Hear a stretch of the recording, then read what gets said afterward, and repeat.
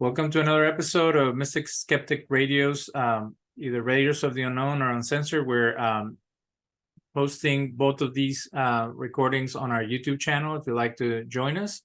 Last week, we discussed Charles Fischer's book, The Eunuch, and it came up during our conversation about the work that he does educating young people in his college about the Holocaust. And he teaches English literature, and you can tell us more about it. But there's a couple of stories I would like to share with the public about how right now, especially with all the stuff going on in the Middle East, it's easy for people to say, well, the Jews are overrepresented in Hollywood, and that's why there's so many Holocaust movies, or they're overrepresented in literature, and that's why there's so many witness and fiction related to the Holocaust, witness stories in fiction. So, and then some of the Jewish organizations will say, well, we're interested in genocide all over the world. But then some of the more traditionalist groups, they say, well, if you compare different genocides to the Holocaust, you're kind of defeating the difference. Like, there was a very particular thing that happened during the Holocaust, and now we hear everything is a Holocaust, everything is genocide. So we would start with that. Like, from my knowledge of German history or German persecution of the Jews, it was systematic, and it was slowly progressing, leading to that. Does that come up in your class? Like, why is that a subject in relation to the humanities as you guys discuss it in your class? Well, the course I teach is called Humanities 150, Memoirs to the Holocaust. And I have my students read 5 memoirs. These are stories told by survivors of the camps, but also, mostly of the camps. And they're all kind of classics and well-known. All But My Life by Gerda Weissman-Klein. She's a young woman who works as a slave laborer in textile factories for the greater part of the war. And of course, then Primo Levi's very famous Survival in Auschwitz, which I think is one of the greatest of all the memoirs. The thing about Primo Levi, and I would say this about Weissman-Klein as well, is they're great writers. Yes, they bear witness and give their testimony to the Shoah, the catastrophe, but they have a tremendous amount of literary talent to make their story come alive and be very powerful for the reader. We also do the graphic novel by Art Spiegelman, Maus, volumes 1 and 2. My students particularly enjoy that. The drawings in that graphic novel are very powerful, and it helps them visualize what went on in the camps. And of course, Viktor Frankl's Man's Search for Meaning. The thing about the Holocaust, and I'm not in the way that it might be in the way that you can differentiate it from other mass murderers, was, I think, the scale and the scope of it. When the Nazis got together in the Wannsee Conference, they came up with the phrase, the final solution, which meant the extirpation, the eradication of all the Jews in the world. And they certainly wanted to wipe them out in Europe, and they came very close to doing that. And it wasn't just the Nazis that were involved. Certainly there were. It wasn't just the army and the Wehrmacht or the SS. The final solution was enabled by a giant bureaucracy. There were architects and engineers and lawyers, political folks. The level of complicity was very, very, very great. And the other thing that kind of boggles the mind, I think, when you contemplate the Holocaust, is that it was industrial mass murder. It was a very modern act of collective violence. Railroads, and work camps. Many of the Jews were enslaved, working for German industry and the war effort before they were murdered. It was just so massive and so well planned. A number of years ago, I toured Auschwitz with the Holocaust Center for Humanity in Seattle, and we had a wonderful guide. We spent 2 days there, and the guide was one of the educators in the museum. And he said something toward the end of our visit that really stuck with me. He says, the more you learn about the Holocaust, the less you understand it. And I think that's very true. I consider myself a relative newcomer to the field. I only started teaching this course in 2018. And, I've read the bibliographies, I've visited a couple of the camps, seen some of the shooting sites in Warsaw, outside of Warsaw, and in Lithuania, in the Baltic area. And the more that I've been exposed to what happened in the 1930s and 1940s, the more confused I am, the more I don't understand it. It just boggles the mind, in part because it was so big and so cruel. Before we discuss the book Mouse, which is being banned in some areas of the US, and I have some theories why they're banning it. It's interesting that with all the stuff going on, a friend of mine sent me the following text, which was very telling and very scary. The text is called "The Jewish Question in Europe: The Causes, the Effects, the Remedies," and it's from La Civita Cattolica, Volume 7, written in October. It was like a publication.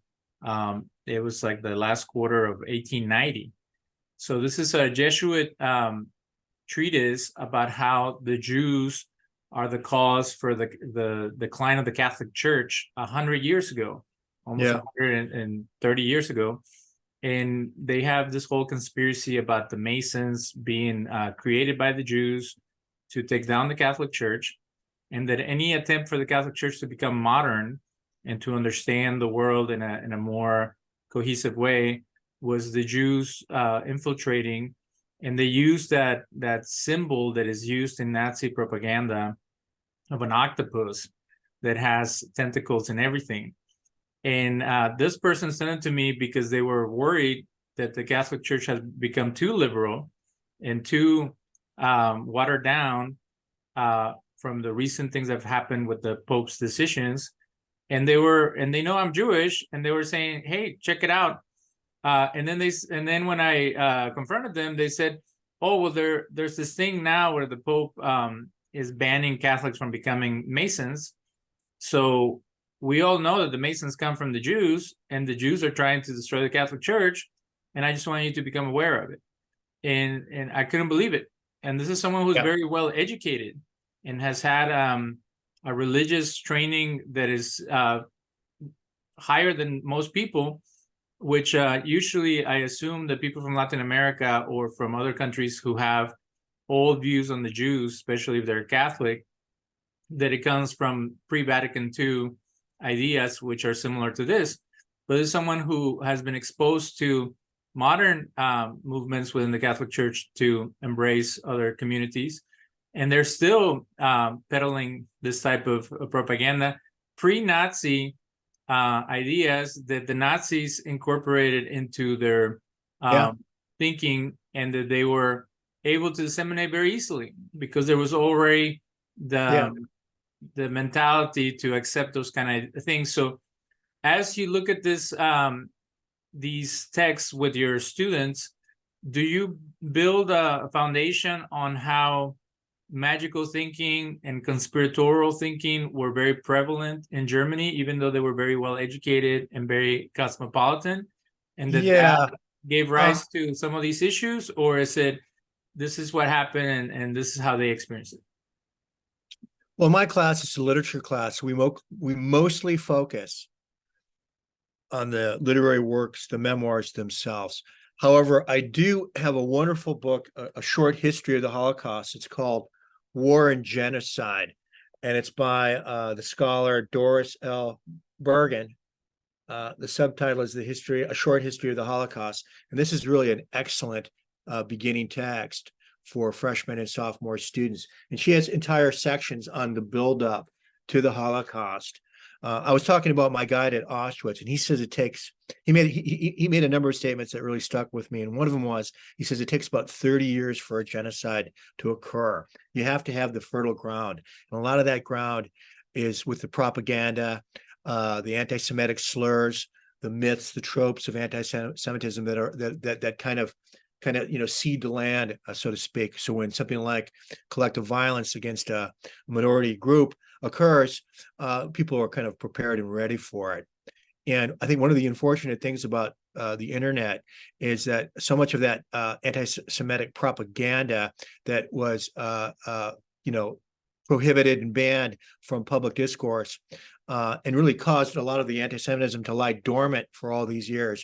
That period of time has ended, and you see all those slurs, all those lies, all those myths, all that propaganda. It's all back on the internet. And I'm thinking in particular of the site 4chan. 4chan is this image board, public image board, and there's a sub group on 4chan called Politically Uncorrect, and you go to that site, and it's just full of anti-Semitism, as a matter of course.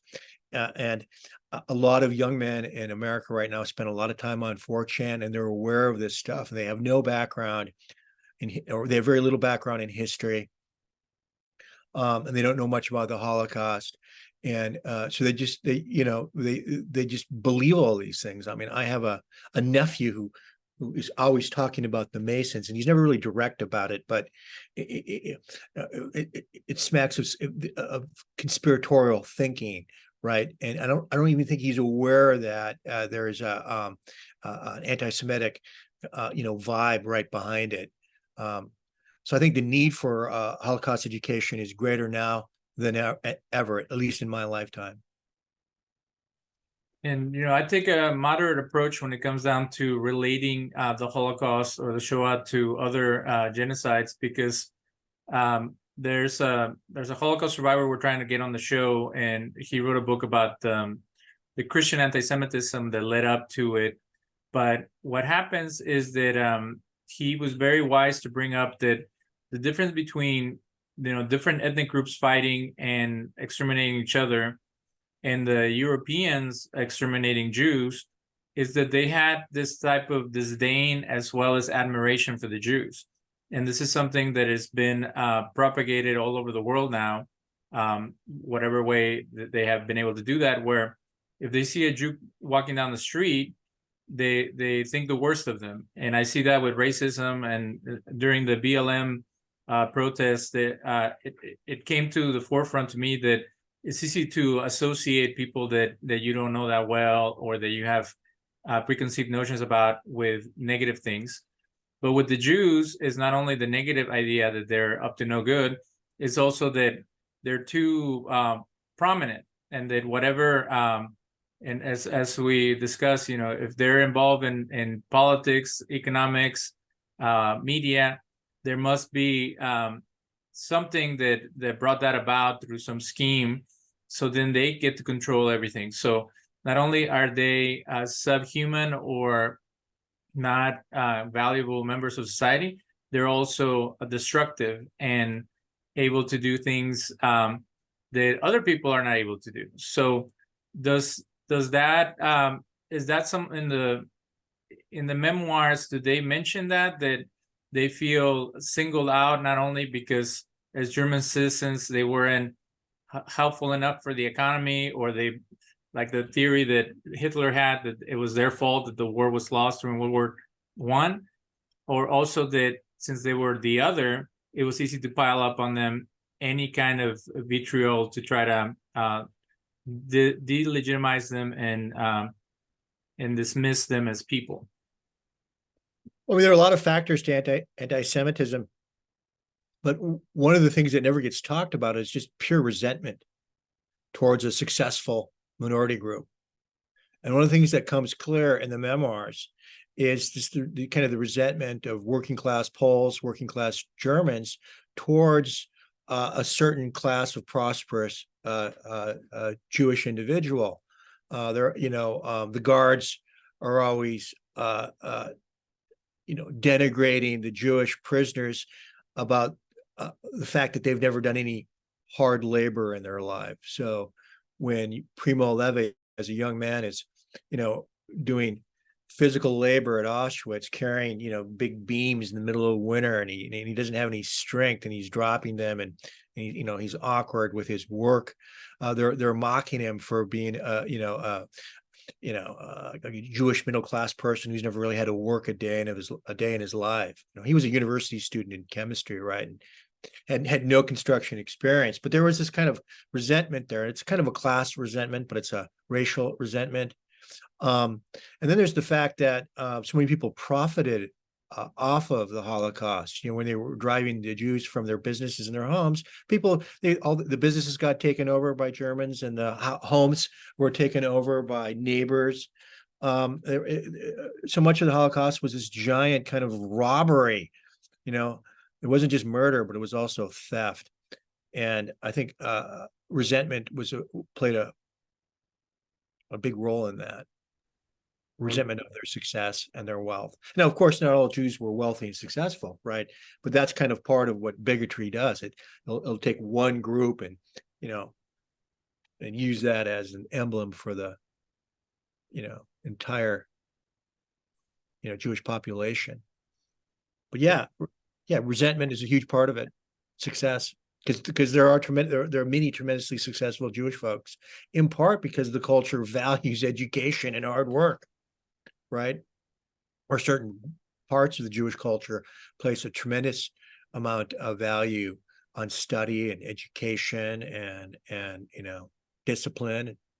So of course they're going to be successful, right? Well, and that's why it's important to put everything within context. So if for 2,000 years you're relegated to certain areas, you're going to become a specialist on it. If all you can do is sell jewels, then you become the best jeweler there is. Or all you can do is practice medicine with your own people, and then they pull you to come help whenever the Pope or somebody needs help. Then it seems like you have extra knowledge that no one else does. And that was one of the accusations, that we had to deal with the devil. And that's why we were able to cure people. And then if you're relegated to houses of study that are religious or legal, then you're going to create the best lawyers and the less legal minds. So, but in a time like this, where genocide and ethnic cleansing are buzzwords in relation to what's going on, people need to be aware that there was again a systemic approach to these things, and it was not only erasing them from the European culture, it was also dismissing them as people. It was also robbing them of whatever they were able to acquire. It was slave labor. It was not contaminating the population. So even if the same accusation can be made for other groups at this time, I believe that it has to have all those elements for someone to be considered Nazi-like, which is very easy to be thrown around nowadays. But let's move on to the graphic novel Mouse, and I've only read parts of it, and I'm very familiar with the artwork and the symbolism that it uses. Now there's a backlash against ethnic studies. And there's even ethnic studies that are anti-Jewish or anti-Zionist in some of its in their versions in California and other places. But in the South, the book Mouse has been questioned as too insensitive towards whites or too aggressive in its approach. And I remember reading the segment where his main character goes into the concentration camp, and he's put next to a Polish priest. And since the graphic novel depicts different people as different animals, the author decided to portray the priest as a pig. And then when he was asked, why did you do that? It's only cats and mice. And he said, well, the Polish people, especially the religious folks, were the ones that sold us out. So I wanted to portray them in the most unfavorable way. Do you think that whites in the South found that problematic, and that's why they're trying to ban the book, or is there other reasons you might consider? I'm not that. I mean, I saw the headlines when Mouse got banned, and I was never really clear on why they got rid of it. But yeah, that is one kind of what we call problematic aspects of the graphic novel, is that each ethnicity or race was depicted as a single animal, right? So the Germans are cats and the Jews are mice. The Americans are dogs, right? The French are frogs. And then the Poles, unfortunately for them, were depicted as pigs. Yeah, and I can understand that making some Polish people uncomfortable. But Spiegelman's point about the Poles selling the Jews out is well taken. There's a tremendous amount of complicity in Poland in the Holocaust. Not all Poles were complicit in it. A number of them stood up and protected and saved individual Jews. But there's a lot of anti-Semitism in Poland at the time, and I don't know if Spiegelman regretted his choice or not, but I can see that being controversial. And the Americans are portrayed as heroes, the dogs, right? And for the most part, they're portrayed as black, as white. There's also a moment in, I think it's in volume 2 of the book, because the graphic novel kind of toggles back and forth between the present, where Artie, the narrator and soon to be writer, is interviewing his father about his experiences as a prisoner, and these are in the last couple of years of his dad's life. And the father has been traumatized by his experience as a tremendously anxious man and very difficult to live with. And so much of the novel is about Artie kind of coming to terms with his difficult relationship with his father. And at one point, they're in the Catskill Mountains vacationing in the summertime, and Artie and his wife pick up an African-American hitchhiker, and his father kind of has a meltdown, a racist meltdown, like, why did you pick this guy up? You know that he's going to rob us. And one of Spiegelman's point is that the victim, in this case his father, can also be the victimizer, right? And that that just because you were a victim doesn't necessarily mean you were 100% morally pure, right? And that's one of the things that Primo Levi gets at in his memoir too. Survival in Auschwitz is really a look at various ways the prisoners made it, and when you discover to survive was more. If you were a survivor, more than often you had to compromise some of your morality, and Primo Levi takes a very hard moral look at his fellow prisoners, and you could argue that he judges them for selling each other out over scraps of food or extra rations, that kind of thing. So it's a very complicated thing. And again, I don't know why they would ban Maus. It's such a profound graphic novel, and portrays what happened with moral nuance and complexity. Right? Not all the Germans are bad. Not all the Jews are good. It's a real mixed picture. And I don't know if you're familiar with the movie An American Tale, where they have a mouse, feeble Mauskowitz, who comes to America fleeing pogroms in Russia. And then his big story, one-liner is, there's no cats in America. And because they were being killed by cats in Russia, so a cat is a symbol of an anti-Semite. And then the first thing that happens when he lands in New York is that he starts getting chased by a cat. So I've been trying to document anti-Semitism in the U.S. And a Mormon friend of mine who did a study of that, he says that doesn't really exist. That is usually paranoid Jews who assume that everybody's an anti-Semite because of experiences they've had historically. But I went to there's a museum of Southern Jewish heritage in New Orleans, and they had an image of a Jew that was hung sometime in the 1700s for false accusation, similar to the Dreyfus affair. So when people read this, all these memoirs, is it detached from modern day events and from American, either religious or ethnic discrimination, or do you tie it in that people are capable of dismissing other groups? You mentioned having racist thoughts towards African Americans. Have you ever tried to apply it to how people feel about Middle Easterns, about Latinos or other people as you guys go through these books? Generally that's not my approach. You have to decide how you're going to teach these texts. And I focus on close reading each individual work. And I think what happens in the course of reading these 5 memoirs is that my students make those connections themselves.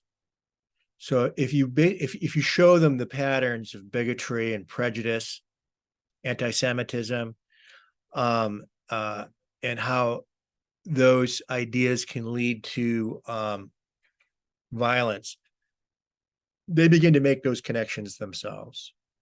And we also bring in a number of outside speakers, as I mentioned in our last conversation. Seattle is fortunate enough to have the Holocaust Center for Humanity. It's a museum dedicated to the Holocaust, and they have a wonderful speakers bureau. And Everett Community College, where I teach, we've been working with them for about 20 years. And so every year in the spring, we bring 3 or 4 survivors of the Holocaust to tell their stories. And often these survivors will make those connections for my students. For example, last spring, we had a son of a survivor. His father had passed. His father had been in Auschwitz. And at the end of his talk, he said, I'm an immigrant. I was born abroad in Germany.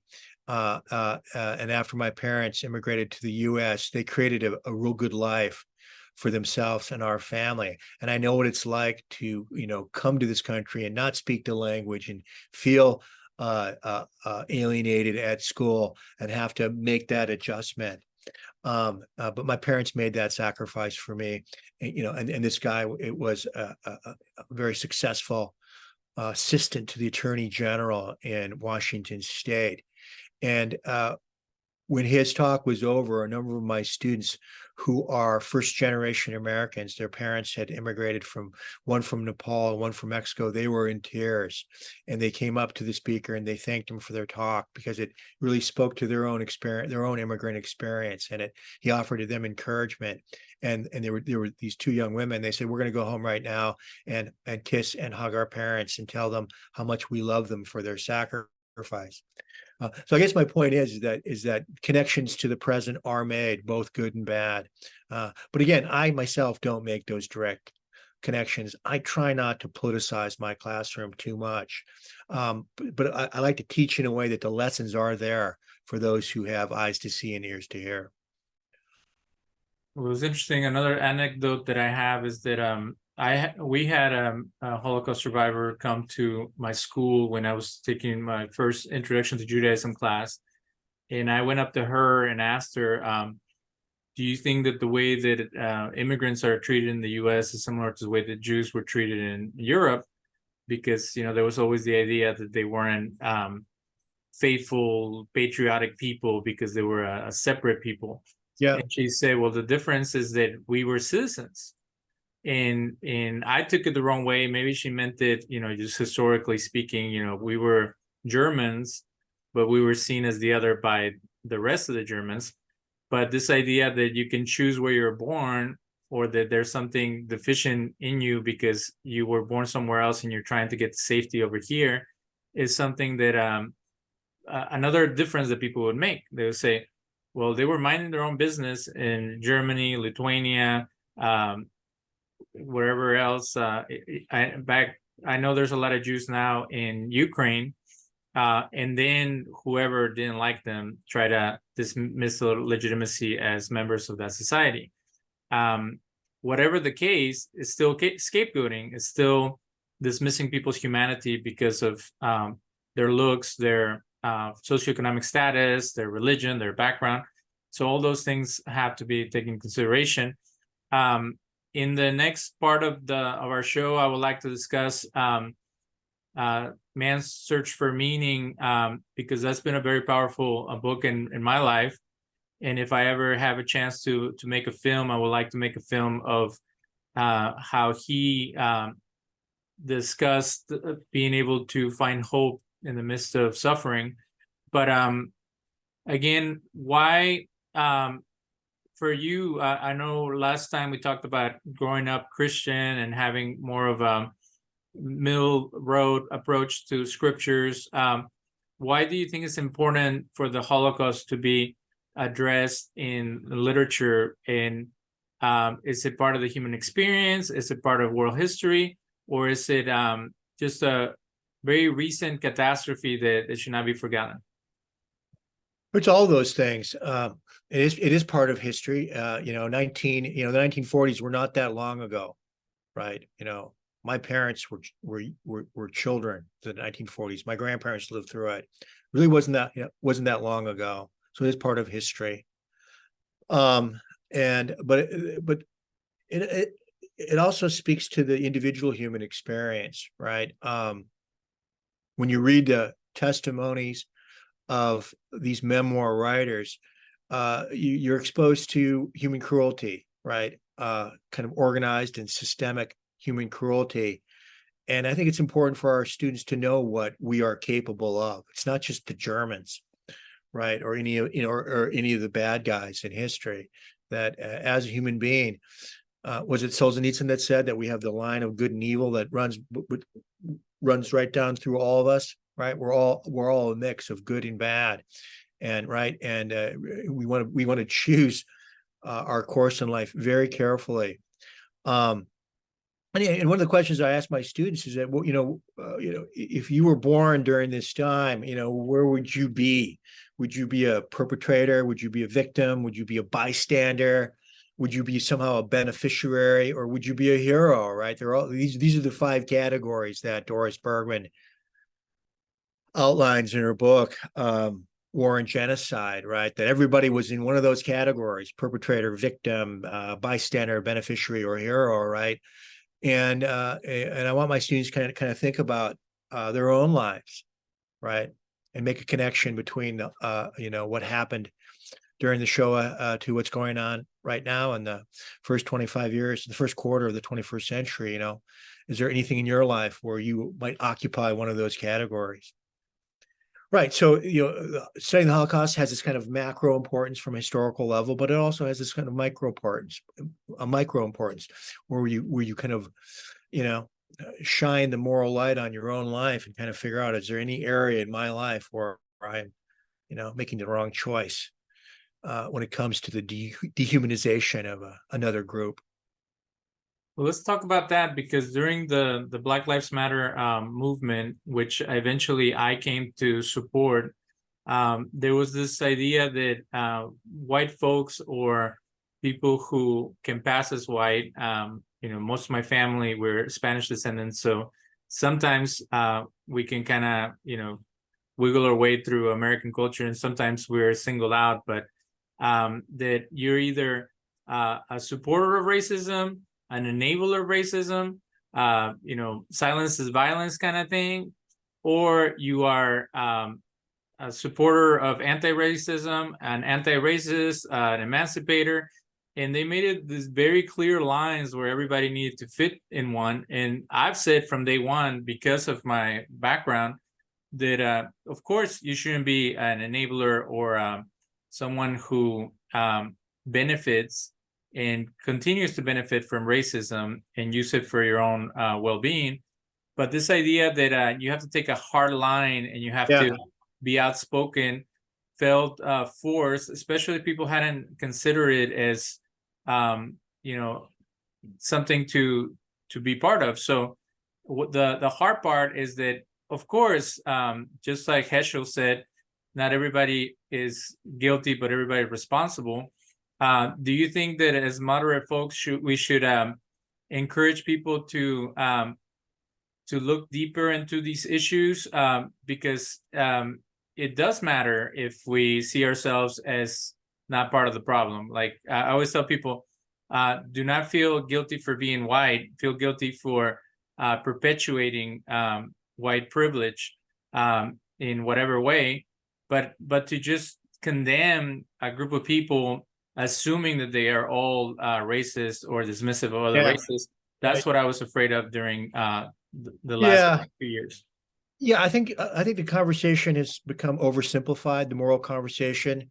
Anytime you find yourself in these Manichaean categories of absolute good and absolute evil, hobbits and orcs, right? I always pause before that. And so part of I think the problem with you're either a racist or an anti-racist, that discourse is it's just too oversimplified, right? If you're on one side, you're all good, and if you're on the other side, you're all bad. And that's just not the case in my experience with when I'm looking at human behavior, right? We're all a mix of everything, right? You can be both a perpetrator and a victim, depending on the day and your mood and circumstances, right? I think we're much more morally complex beings than just either good or evil.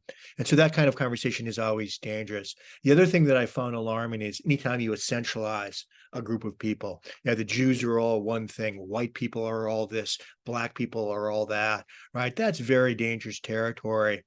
That kind of racial essentialism. And so I'm not a big fan of that. And I do talk about that with my students, right? You can't just sum up entire groups from a moral and political standpoint based on the color of their skin. And so I think some of the conversation in the last couple of years has kind of wandered into some dangerous territory. Because if you're gonna make generalization about Jews or make generalizations about whites, well, then it will cause your enemies to make unflattering generalizations about Blacks or Latinos or anything like that, right? Group X is this way or group Y is that way. I think that's dangerous. And real quick, is there any romanticizing? Because I think when people say, well, there's too much Holocaust talk and too much Jewish victimhood, what they're pretty much saying is that they're romanticizing Jews as the eternal victim. Is that possible? Is it possible that a group has been persecuted or mistreated for too long, and then nobody cares, or they care too much? And I can say the same thing about competition, victimhood competition, where one group will say, well, you guys only suffered, 10 years of hatred in Germany and Poland. We've been suffering 400, 2,000, 3,000 years. So it becomes a very unhealthy discourse. We'll take that up on the next side of the break, and I appreciate you being here with us. Okay, sounds good. So we were discussing how there's been a lot of challenges in relation to the victimization of Jews or any other group in history. As you read those memoirs, has anybody ever said, well, what about the memoirs of the immigrant experience, or of people who underwent Jim Crow or slavery? Yeah. What about Black and LGBTQI members of Germany and Poland or other countries in Europe that were sent to the concentration camps? Has anybody brought up other groups who were persecuted around that time? Well, when we talk about the Holocaust, we certainly talk about the various groups that were put to death alongside the Jews, the Roma, Jehovah's Witnesses, homosexuals, folks in the LGBTQ community, etc. So we do talk about that in the course. But The course is on the Holocaust, and if they are interested in the African American experience, we do teach a course at Everett on African American literature, a great course, as a matter of fact. It should be offered more than it is, but it's a very good course. I would say in general, most people in my department are progressives, left-leaning, and much of their material that they teach involves, the power disparities and inequalities in America regarding various minority communities. So we pretty much have that stuff covered in my department, and that's a good thing, I believe. So you can do both. So speaking of Viktor Frankl and his great book, Man's Search for Meaning, tell us about how do you break down his concepts? It was difficult for me to read the second part of his book, where he talks about his therapeutic approach, but the narrative about how he had a chance to leave the area where he lived, but he decided to stay because he felt like God was telling him to support his parents. Then he gets thrown in the concentration camp away from, I believe it was his wife, but he uses the remembrance of their romantic story as a way to keep himself going. And it showed a lot of random situations that allowed for him to survive, and then finding out that his wife did not make it. How do you apply that to the reader's experience of this book? That do you talk about hope? Do you talk about finding meaning in the midst of suffering? What's your approach to address that book? I mean, that's the real strength of the book, is about finding meaning in the midst of suffering. One of his lessons is it's important to kind of just slow down and observe the world, right? You could be on a particularly awful work detail in the camp, but there would be a beautiful sunrise or a beautiful sunset that he could look and notice and be present to that. And I think that's a powerful lesson, that that life is very difficult, even if you're not in a work camp, right? And being persecuted by your enemies. Life can still be a struggle, and there's a lot of pain just built into the fact that we're human beings, that we live, that we're born, we live, and we die. Right, there is a lot of suffering in our lives, and Frankl offers a very kind of positive way to find the good in the midst of the struggle. And one of those is to be thankful for the people that you love in your life. Right, there's something kind of stoic about his approach. Right. It reminds me of that quote from Hamlet: "There's nothing good or bad in itself, but thinking makes it so." Right. And cognitive behavioral therapy offers the same lesson for us, that it's important to try to reframe your experience in the most positive light. I used to be very against that when I was a younger man. I felt that was a denial of reality, which is often absurd and cruel. But as I've gotten older, I've realized it's important to be thankful for all the good things in your life, because it could have been otherwise. If you've had the opportunity to love and be engaged and marry like Frankl did, that's a gift from God if you're a believer, right? And it could have been otherwise, right? I think that's the thing that I think about when I look back at the good things that have happened to me. They didn't have to happen. Right, it could have been otherwise. I could have been born. I had two very good parents, for example. That could have been otherwise. Right, I had two loving parents. I had wonderful grandparents. That could have been otherwise. Right, and so when I'm looking back on my life, and if I have a tendency towards sadness, grief, or regret, or depression, then there's been a lot of really good things that have happened. Right, I'm not a pure victim. Right. There have been a number of gifts that I've been given by God or the universe or fate, whatever you want to call it.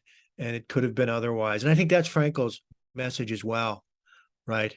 Now, that's hard to imagine that he could have that attitude in the hellscape that was the extermination camp Auschwitz, right? But he claims that he did have that attitude, and that there's something heroic about that, I think. And It's one of the reasons that book is such an inspiration to its readership. If Frankl could find goodness, if he could observe and notice goodness and beauty in an extermination camp, well, we should be able to do it in our everyday lives as well. Well, there's another element to that, and again, it's not to diminish his ability to overcome that, but I went to see another Holocaust victim that was being interviewed, and the interviewer was kind of difficult to swallow her approach, because she kept on trying to pin her on, was there something different about you than the other victims? Something that gave you hope, that was heroic, that was innately, not giving up kind of thing. And to me, that was unfair, because if someone gives up in the midst of extermination, that is a normal reaction. And then if someone ends up not doing it, you can give them props for their valor, but you can't make that value judgment that one person is more capable than the other. The one thing that I wanted to ask you is, in any of these books, do they try to humanize their enemies, as you like to call them? Because part of the progressive attitude, especially towards victims, has become to the forefront that if you're not able to forgive, if you're not able to accept that we are all capable of evil, then there's something wrong with you. And this personally has been a thorn on my family side in relation to people who have committed crimes or have done harm to our loved ones. And they'll say, well, until you put yourself in their shoes, unless you grow to accept that people are capable of anything, you're the one who's creating problems. And if you had an opportunity to make peace with them, to love on them, to send them letters in jail, or to go visit them wherever they ended up after they died, that you should be the bigger person.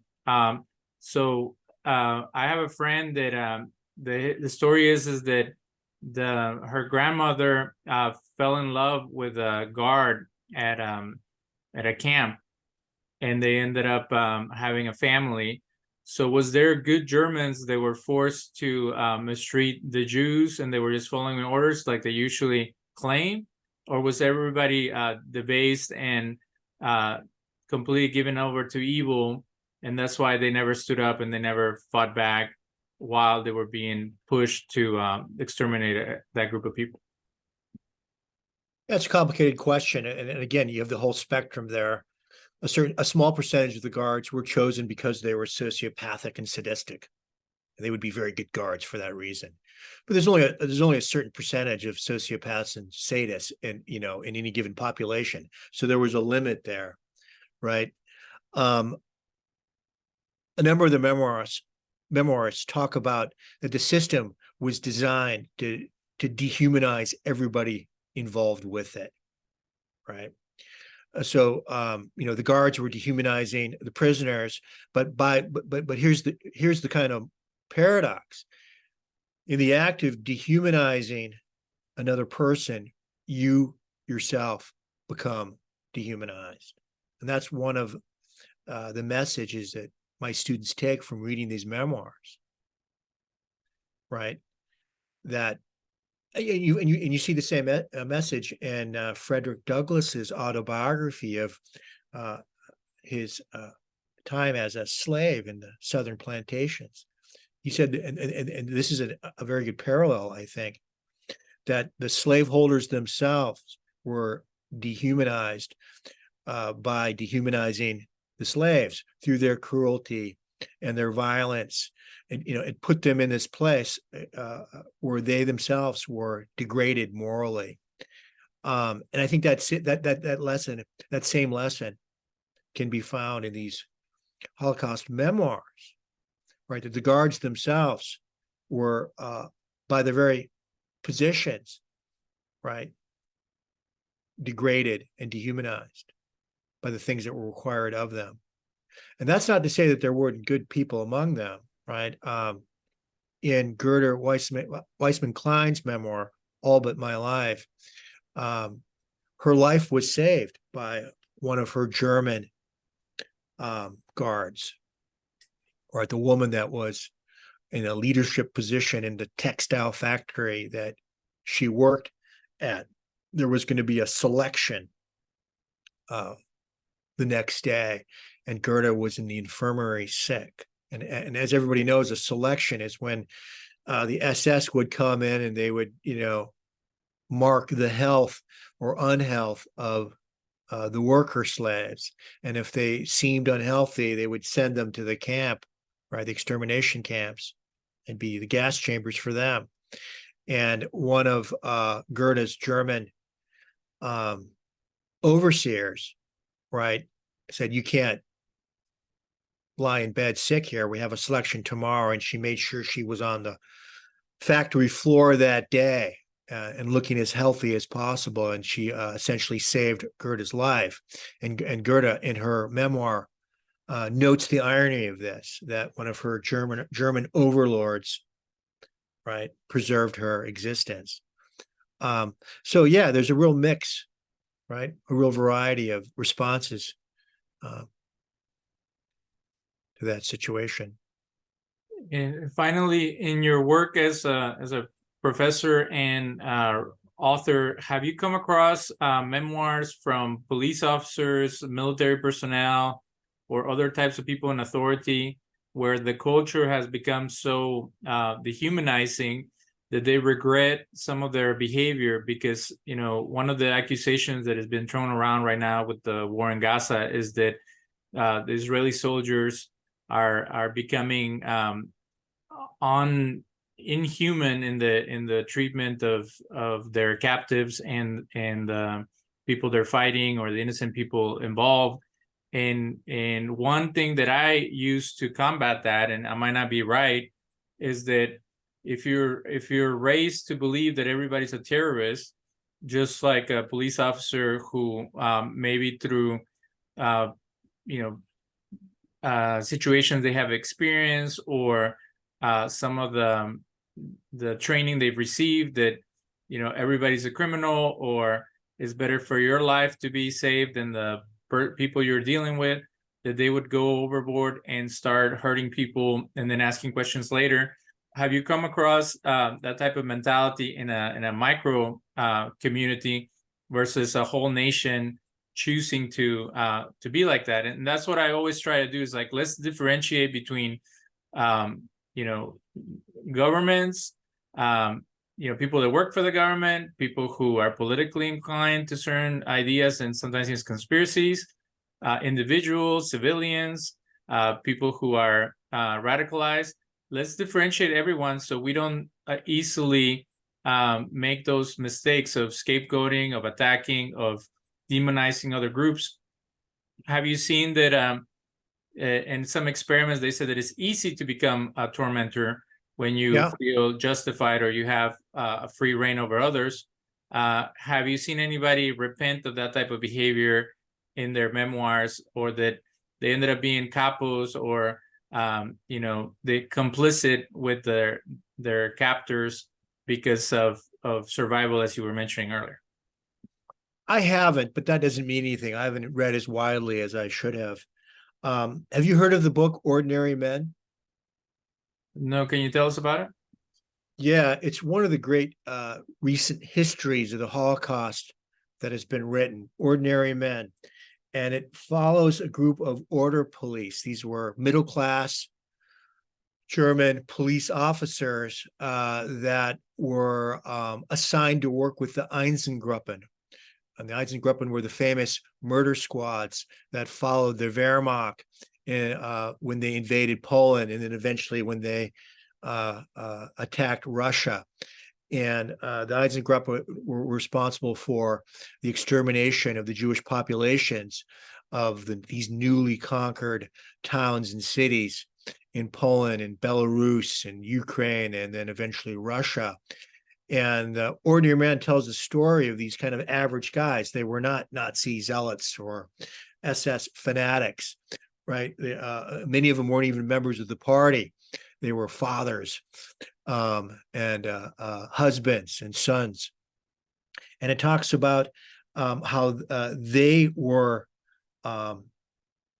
forced to participate in these mass executions of Jewish civilians, women and children and old folks, and how many of them recoiled from that request. Some of them literally couldn't do it. And many of them were given a lot of alcohol to help them kind of get through that experience. Because the thing about this situation, they call it the Holocaust by bullets, right? When the Holocaust began, it didn't start with the extermination camps and the gas chambers. It began with these murder squads, the Eisengruppen, and it involved one individual, shooting another individual, in the back of the head or the neck. And that was, up close and messy and very difficult for some of these guys. And many of them required a tremendous amount of alcohol to kind of get through the experience. And it was because of that, the inefficiency, essentially, of that approach, that the Germans decided we need to do something on a more collective industrial scale. Hence the camps, extermination camps, were born, and there were like 5 or 6 of these death camps that were in Poland, right? But anyway, getting back to ordinary men, a number of them rebelled against their orders and then were reassigned to other squads, but many did not, and became kind of acculturated to this kind of mass murder of civilians. And the book is very good in showing that kind of step-by-step transformation, right? From being a middle-class husband and father at the beginning of the war effort, and you end as a war criminal, and the book kind of shows that transformation. It's highly regarded, and I recommend it. Thank you for sharing that resource. Another resource for our listeners is the book called Hitler's Willing Executioners, which is the other side of that coin, Ordinary Germans and the Holocaust. And in that book, Daniel Jonah Goldhagen talks about how through some of the archives that he was able to find, the myth of people not knowing that the Holocaust was happening is actually dispelled. And that's the saddest part, is that people knew that something was going down, and and they were all involved in one way or another. And like you said, it was and everybody benefited somehow, either by expropriating their land, their items of wealth, or just giving them a sense of pride that they got rid of the problem. And that's why I think it is important to learn about the Holocaust and genocide and mass extermination, because of how political groups and extremist folks use similar verbiage to pin the problems of society on a group or another. And we're seeing that stirring up again, like it did in leading up to 2016. As a member of society, Mr. Fischer, do you feel that we're kind of heading into a place of, like you were saying, good versus bad mentality, almost Star Wars like, you're either super good or super bad, but now you get to pick which side you're on, and to demonize one side or the other, that our culture is becoming so divided that no one is willing to give people benefit of the doubt, or, like we were talking in the last show, be somewhere in the gray, as we all know that humans are very complex. Well, yeah, the political polarization in this country right now is pretty alarming. If you know some ardent Democrats or some ardent Republicans, you know that they each of these groups despise one another and demonize one another, right? And they don't seem to have much in common. So, I find that both depressing and alarming, since we're coming up to another election here shortly, and it looks like it's going to be a replay of 2016, quite possibly. Yeah, I don't know what the solution is. I would like to see a return to moderation, right? I find myself in the political middle in some respects. Politics is poison, right? And there's a business to politics, it seems to me, right? And the media profits handsomely on stoking hatred and indignation and fear, right, on both sides of the political equation, and that's troubling. This country has a lot of problems, right, economic and social, and it would be nice if we could get beyond our political polarization and culture wars and begin addressing these problems. So yeah, I certainly don't have any answers. Well, we want to thank you again for your time and your ability to share your wisdom and the work that you do at your college. Our guest today is Charles Fischer, author of The Eunuch, and also professor. And you said that the class is called what again? It's called the Holocaust Memoir at Everett Community College. I teach it in the spring of every year. Okay, wonderful. But again, if in the future you want to come and tell us about other projects or the other classes that you teach, that would be wonderful. And we thank you for being with us on these two shows regarding your projects. Thanks very much, Daniel. It's been my pleasure. Thank you.